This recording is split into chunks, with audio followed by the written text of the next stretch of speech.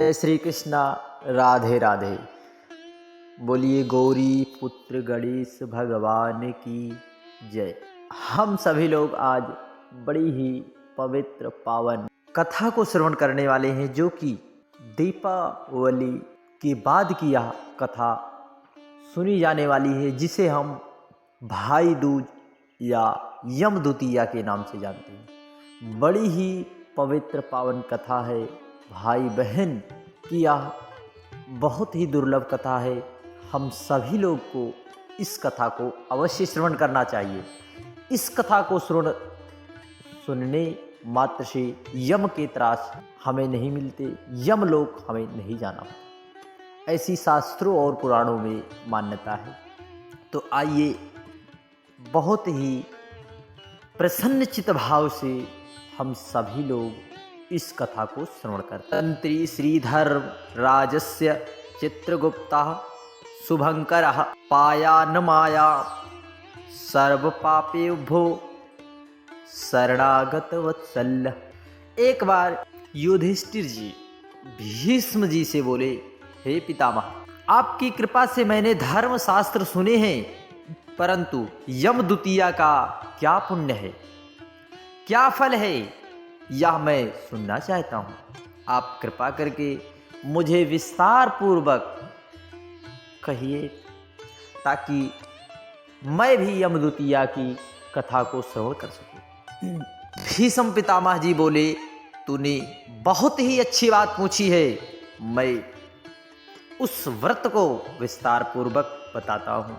कार्तिक मास के उजले पक्ष की जो द्वितीया होती है, उसे हम यम द्वितीया के नाम से जानते हैं। या चैत्र मास में अंधेरे पक्ष की भी होती है, उसे भी यम द्वितीया के नाम से जानते हैं। युधिष्ठिर बोले, उस कार्तिक के उजले पक्ष की द्वितीया में किसका पूजन करना चाहिए, और चैत्र महीने में यह व्रत कैसे हो, इसमें किसका पूजन करें, इसका हमें सविस्तार कथा श्रवण जरूर करें। भीष्म पितामह जी बोले, हे युधिष्ठिर, पुराण संबंधित कथा कहता हूँ, इसमें संशय नहीं है कि इस कथा को सुनकर प्राणी सब पापों से छूट जाता है। सतयुग में नारायण भगवान से जिसकी नाभि में है, उनसे 4 मुख वाले ब्रह्मा जी उत्पन्न हुए, जिससे वेद वेत्ता भगवान ने चारों वेद कहे हैं। नारायण बोले, हे ब्रह्मा जी, आप सबकी तुरीय अवस्था, रूप और योगिनी की गति हो, मेरी आज्ञा से संपूर्ण जगत को शीघ्र रचो। हरि के ऐसे वचन सुनकर हर्ष से प्रफुल्लित हुए ब्रह्मा जी ने मुख से ब्राह्मणों को, बाहुओं से क्षत्रियों को, जंघाओं से वैश्यों को और पैरों से शूद्रों को उत्पन्न किया। के पीछे देव, गंधर्व, दानव, राक्षस, सर्प, नाग, जल के जीव, स्थल के जीव, नदी, पर्वत, वृक्ष आदि को पैदा कर दिया। इसके बाद दक्ष प्रजापति को पैदा किया, और तब उनसे आगे और सृष्टि उत्पन्न करने के लिए कहा। दक्ष प्रजापति से 60 कन्याएं उत्पन्न हुई, जिसमें से 10 धर्मराज को, 13 कश्यप को, 27 चंद्रमा को दी। इसी से देव, दानव, राक्षस, इनके सिवाय और भी गंधर्व पैदा हुए। धर्मराज को धर्म प्रधान जात जानकर सबके पितामह ब्रह्मा जी ने उन्हें सब लोगों का अधिकार दे दिया, और धर्मराज से कहा, तुम आलस्य त्याग कर काम करो। जीवों ने जैसे जैसे शुभ व अशुभ कर्म किए हैं, उसी प्रकार न्यायपूर्वक वेद शास्त्र में कही गई विधि के अनुसार कर्ता को कर्म का फल दो, और सदा मेरी आज्ञा का पालन करो। ऐसा कहकर ब्रह्मा जी की आज्ञा सुनकर बुद्धिमान धर्मराज ने हाथ जोड़कर सबके परम पूजनीय ब्रह्मा जी को कहा, हे प्रभु, मैं आपसे निवेदन करता हूं कि सारे जगत के कर्मों का विभाग पूर्वक फल देने की जो आपने मुझसे आज्ञा दी है, वह एक महान कर्म है। आपकी आज्ञा सिरोधार कर मैं यह काम करूंगा, जिससे कि कर्ता को फल में मिलेगा, परंतु पूरी सृष्टि में जीव और उन्हें देह भी अनंत है। देश काल ज्ञात अज्ञात आदि भेदों से कर्म भी अनंत हैं। उनमें कर्ता ने कितने किए, कितने भोगे, कितने शेष हैं और कैसे उनका भोग है, तथा इन कर्मों के भी मुख्य व गौड़ भेद हैं। भेद से अनेक हो जाते हैं। एक कर्ता ने कैसे किया, स्वयं किया या दूसरे की प्रेरणा से किया। यदि कर्म चक्र महागहन है, अतः मैं अकेला किस प्रकार इस भार को उठा सकूंगा।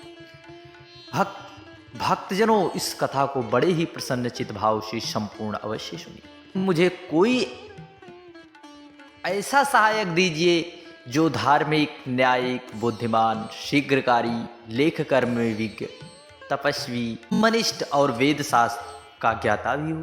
धर्मराज के इस प्रकार प्रार्थना किए हुए कथन को विधाता सत्य जानकर मन में प्रश्न हुए और यमराज का मनोरथ पूर्ण करने की चिंता करने लगे कि उस वक्त सब गुणों वाले ज्ञानी लेखक पुरुष होना चाहिए। उनके लिए धर्मराज का मनोरथ पूर्ण ना होगा। तब ब्रह्मा जी ने कहा, हे धर्मराज, तुम्हारे अधिकार में मैं सहायता करूंगा। इतना कहकर ब्रह्मा जी ध्यानमग्न हो गए। उसी अवस्था में उन्होंने 1000 वर्ष तक तपस्या की। जब समाधि खुली, तब उसके सामने श्याम रंग, कमल नयन, शंख सी गदा, गूढ़ शिर, चंद्रमा के समान मुख वाले, कलम दवात और पानी हाथ में लिए, महाबुद्धि, देवताओं का मान बढ़ाने वाले, धर्माधर्म के विचार में महाप्रवीण लेखक, कर्म में महाचतुर पुरुषों को देख उनसे पूछा कि तुम कौन हो। तब उन्होंने कहा, हे प्रभु, मैं माता पिता को तो नहीं जानता, किंतु आपके शरीर से प्रकट हुआ हूँ, इसलिए मेरा नामकरण कीजिए और कहिए कि मैं क्या करूँ। ब्रह्मा जी ने उस पुरुष के वचन सुन अपने हृदय से उत्पन्न हुए उस पुरुष को हंसकर कहा, तू मेरी काया से प्रकट हुआ है, इससे मेरी काया में तुम्हारी स्थिति है, इसलिए तुम्हारा नाम कायस्थ चित्रगुप्त है। धर्मराज के पुर में प्राणियों के शुभाशुभ कर्म लेखन में उसका तू सखा बने, इसलिए तेरी उत्पत्ति हुई। ब्रह्मा जी ने चित्रगुप्त से यह कहकर धर्मराज से कहा, हे धर्मराज, यह उत्तम लेखक तुमको मैंने दिया जो संसार में सब कर्म सूत्र की मर्यादा के पालन के लिए। इतना कहकर ब्रह्मा जी अंतर्ध्यान हो गए। फिर वह पुरुष चित्रगुप्त कोटि नगर को जाकर चंड प्रचंड ज्वालामुखी काली जी के पूजन में लग गया। उपवास कर उसने भक्ति के साथ चंडिका जी की भावना मन में की। उसने कर ज्वालामुखी देवी का जप किया और स्रोतों से भजन पूजन और उपासना। हे जगत को धारण करने वाली, तुमको नमस्कार है महादेवी, तुमको नमस्कार है। ताल आदि लोक लोकांतरों को रोशनी देने वाली, तुमको नमस्कार है। संध्या और रात्रि रूप भगवती, तुमको नमस्कार है। श्वेत वस्त्र धारण करने वाली सरस्वती, तुमको नमस्कार है। सत रज तमोगुण रूपी देवगणों को कांति देने वाली, हिमांचल पर्वत पर स्थित आदि शक्ति चंडी देवी, तुमको नमस्कार है। इस प्रकार 33 कोटि देवताओं को प्रसन्न करने वाली, त्रिगुण रूप, निर्गुण रहित, गुणों से परे गुणों को देने वाली, 3 नेत्रों वाली, 3 प्रकार की मूर्ति वाली, दैत्यों का नाश करने वाली, श्रीहरि से पूजित हे चंडिके, आप इंद्रादिक देवताओं को जैसे वरदान देती हैं, वैसे ही मुझ पर भी कृपा कर वरदान दीजिए। मैंने लोगों में अधिकार के लिए आपकी स्तुति की है, इसमें संशय तनिक भी नहीं है। ऐसी स्थिति सुनकर देवी महामाया ने चित्रगुप्त को वर दिया। देवी बोली, हे चित्रगुप्त, तूने मेरा आराधना पूजन किया है, इससे मैंने आज तुमको वर दिया कि तुम परोपकार में कुशल, अपने अधिकार में सदा स्थिर और असंख्य वर्षों की आयु वाला। यह वर पाकर दुर्गा देवी भी अंतर्ध्यान हो गई। उसके बाद चित्रगुप्त धर्मराज के साथ उनके स्थान पर गए और वे आराधना करने योग अपने आसन पर स्थित हो गए। उसी समय ऋषियों में उत्तम ऋषि सुशर्मा, जिनको संतान की चाहना थी वे ब्रह्मा जी की आराधना किया। तब ब्रह्मा जी ने प्रसन्नता से उनकी इरावती नाम की कन्या को पाकर चित्रगुप्त के साथ इसका विवाह। उस कन्या से चित्रगुप्त के 8 पुत्र हुए, जिनके नाम चारु, सुचारु, चित्र, मतिमान, हिमवान, चित्रवान, अरुण और 8वां अतीन्द्र। दूसरी जो मनु की कन्या दक्षिणा चित्रगुप्त से विवाही थी, उसके 4 पुत्र हुए। उनके भी नाम सुनो: भानु, विभानु, विश्वभानु, वीर्यवान। चित्रगुप्त के 12 पुत्र हुए और पृथ्वी के तल पर विचरे। उसमें चारु से मथुरा जी को गए और वहां रहने से मथुरा हुए। हे राजन, सुचारु गौड़ बंगाले के गए, इससे वे गौड़ हो गए। चित्रविट नदी के पार नगर को गए, इससे भट्ट नगर। श्रीवास में भानु बसे, इससे श्रीवास्तव्य कहलाए। हिमवान अम्बा दुर्गा जी की आराधना कर अम्बा नगर में ठहर गए, इष्टे अम्बस्ट कहलाए। सखा सेन नगर में अपनी भार्या के साथ मतिमान गए, इससे वे सूर्य ध्वज कहलाए। इसके स्थानों से बसे अनेक अनेक जाति कहलाए। उस समय पृथ्वी का एक ही राजा, जिसका नाम सौदास था, सौराष्ट्र नगर में उत्पन्न हुआ। वह महापापी, परा या धन चुराने वाला, पराई स्त्रियों में आसक्त, महाभिमानी, चुंगलखोर, पाप कर्म करने वाला। हे राजन, जन्म से लेकर सारी आयु पर्यंत उसने कुछ भी धर्म नहीं किया था। इसी समय वह राजा अपनी सेना लेकर उस वन में जहाँ बहुत हिरण आदि जीव रहते थे, शिकार खेलने गया। वहां उसने निरंतर व्रत करते हुए ब्राह्मण को देखा। वहां ब्राह्मण चित्रगुप्त और यमराज का पूजन कर रहा था। यमद्वितीया का दिन था। राजा ने पूछा, महाराज आप क्या कर रहे हैं? ब्राह्मण ने यमद्वितीया व्रत कहा सुनाया। यह सुनकर राजा ने वहीं उसी दिन कार्तिक के महीने में शुक्ल पक्ष की यमद्वितीया को धूप तथा दीप आदि सामग्री से चित्रगुप्त के साथ धर्मराज का भी पूजन किया। व्रत करने के बाद वह अपने घर में आया। कुछ दिन पीछे उसके मन में विस्मरण हुआ और वह व्रत भूल गया। याद आने पर उसने फिर से व्रत किया। समयोपरांत काल समय संयोग से वह राजा सौदास मर गया। यमदूतों ने उसे दृढ़तापूर्वक से बांधकर यमराज जी के पास पहुंचाया। यमराज जी ने उस घबराते हुए मन वाले राजा को अपने दूतों से पीटते हुए देखा तो चित्रगुप्त ने पूछा कि इस राजा ने क्या कर्म किया। उस समय धर्मराज जी का वचन सुन चित्रगुप्त बोले, इसने बहुत ही योग से एक व्रत किया है, जो कार्तिक के शुक्ल पक्ष में यमद्वितीया होती है।